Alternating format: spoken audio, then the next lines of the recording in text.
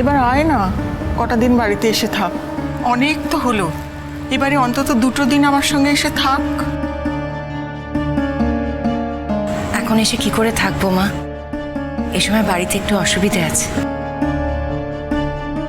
যাও না বৌদি ভাই, কাকিমা যখন এত করে বলছেন আমি ঠিক এদিকটা সামলে নেব। তুমি আর কত সামলাবে দিদি ভাই? এই তো কদিন আগে আমার যখন শরীর খারাপ ছিল সবটা তো তুমিই সামলালে। স্কুল টুলগুলো তো তোমাকে যেতে হবে, বলো। চাকরিটা কি তুমি ছেড়ে দেবে? চাকরি ছাড়লে চলবে কি করে বলো তো বৌদি ভাই? চাকরি তো করতেই হবে। তাও বলছি আমি সামলে নিতে পারবো। আচ্ছা, আমাদের কি ইচ্ছে করে না আমাদের মেয়েটাকে 2 দিন আমাদের কাছে এনে রাখি? বুড়ি দেখ, বুড়ি সংসারের অজুহাত তো অনেক শুনেছি। চল এবার বাড়িতে চল, কটা দিন গিয়ে বাড়িতে থাকবি। অনেক হয়েছে, এবার চল। এই তো সবাই এসে গেছেন। আরে আমার বুঝলেন, আরে রান্না বান্না তদারকি করছিলাম, বুঝলেন না? আরে আমার ভাই তো একটা ঠাকুরকে এনে বসিয়ে দিয়েছে, সেই যে কি রান্না করছে আমার ভাই তো জানে না, তাই তদারকি করে গেলাম। তুমি কেমন আছো সর্বজিৎ? আমার সেই পুরনো উত্তর, কেটে কুটে যাচ্ছে, রক্ত বেরোচ্ছে না। এই তোমার কথা মানে বুঝি না। বসুন বসুন বসুন, এই বসুন বসুন বসুন বসুন হ্যাঁ ঠিক আছে। বসুন বসুন বসুন। এই কেমন আছেন? ভালো আছি, তুমি কেমন আছো সব্য? ওই আমার পুরনো উত্তর, কেটে কুটে যাচ্ছে, রক্ত বেরোচ্ছে না।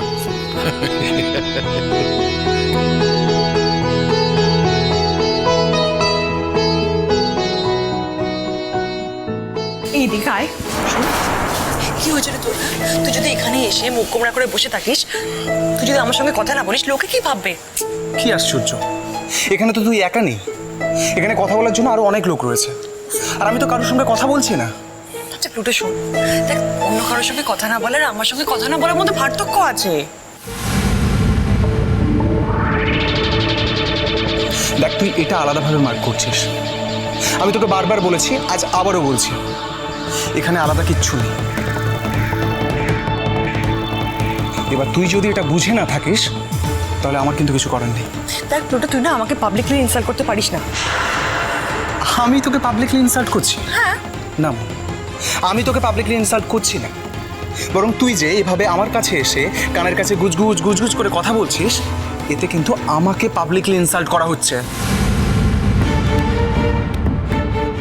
তুই না, হ্যাঁ বল। এখানে তো অনেক লোক রয়েছে, আমি ঠিক এটা বুঝতে পারছি না তুই কেন আমার কানের কাছে এসে গুজগুজগুলো করছিস। আমি ওকে শোন প্লুটো, তুই না আমার সঙ্গে এইভাবে কথা বলতে পারিস না। হ্যাঁ বলছি, এবং তোকে আরও একটা কথা ভালোভাবে বলছি, শুনে রাখ।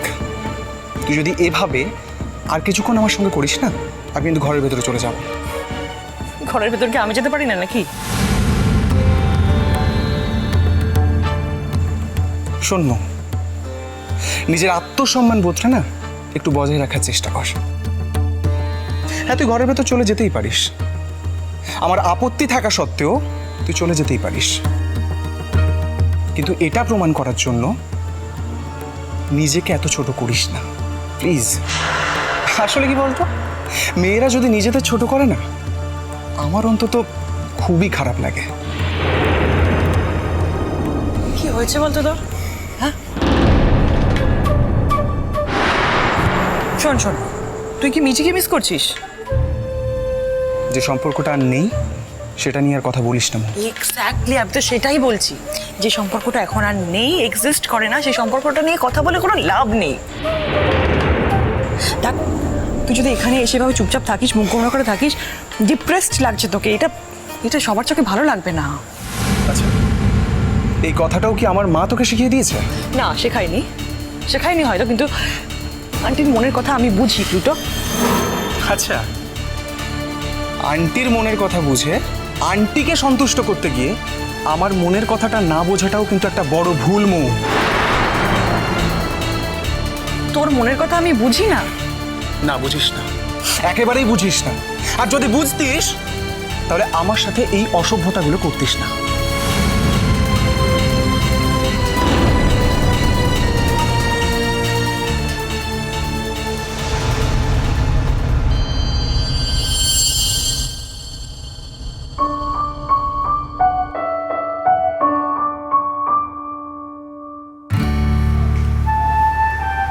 কি দেখছিস মিঠি?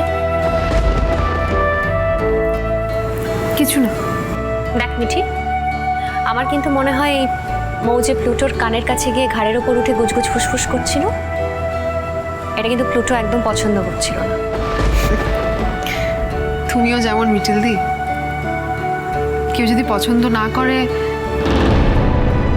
তাহলে তার গায়ের কাছে এসে কেউ গুজগুজ ফুসফুস করে? যাকে ছাড়ে বাদ দাও, পছন্দ করুক না করুক আমার জেনে লাভ কি বলো, বাদ দাও।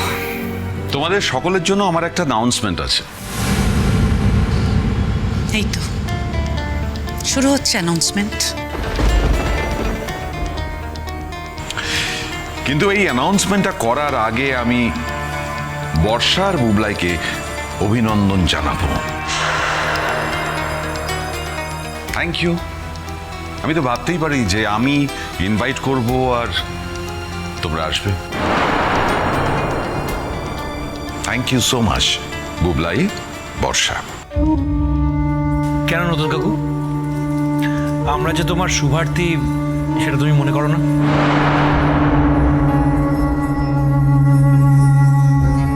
তোমার আজকে একটা বিশেষ দিন, আমরা আজকে আসবো না সেটা হতে পারে? আজকে তো আসতেই হতো।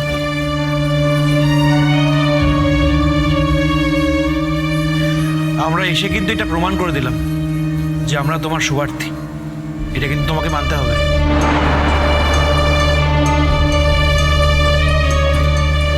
ইনফ্যাক্ট বর্ষাই আমাকে বলছিল আজকে নতুন কাকুর জীবনে একটা স্পেশাল দিন, আজকে তুমি যাবে না, তাই জন্য এখানে আসা। আর আমি তো শুনলাম বর্ষার বাড়ির লোককেও ইনভাইট করা হয়েছে, তারাও তো আসছে। তাই নাকি? কিন্তু ওরা তো আমার লিস্টে ছিলেন না। আসলে ওদের সঙ্গে তো আমার সেরকম দহরম মরম নেই, ওটা অবশ্য বৌদির ব্যাপার, তাই না বৌদি? বৌদি এদিকে এসো।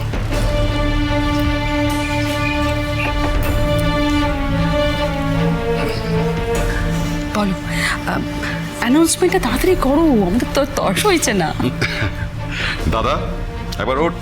আমাকে আবার কি দরকার? তুই ছাড়াই এটা হবে নাকি? সেই তো, তোমার দাদাই তো তোমার একমাত্র অভিভাবক, দাদা ছাড়া কিছু হয় নাকি?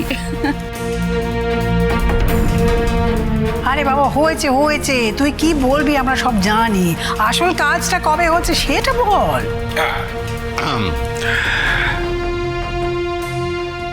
মাসি তুমি কি বলছো আমি ঠিক বুঝতে পারছি না, কিন্তু অ্যানাউন্সমেন্টটা হওয়া দরকার।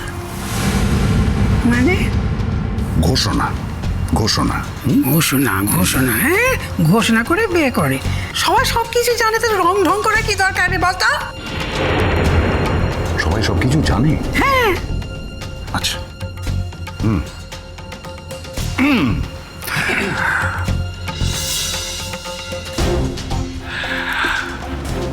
সত্যি আমার অভিভাবক বলতে আমার দাদা। আজ সেই দাদার বিবাহ বার্ষিকী।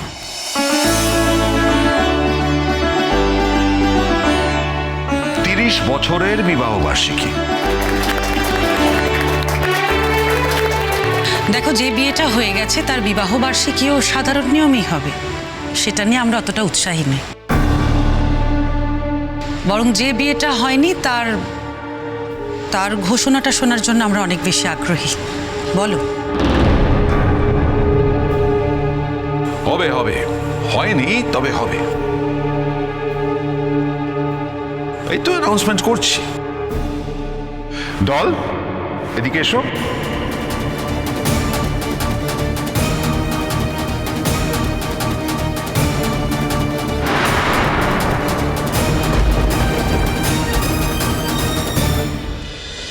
চিরসখা হে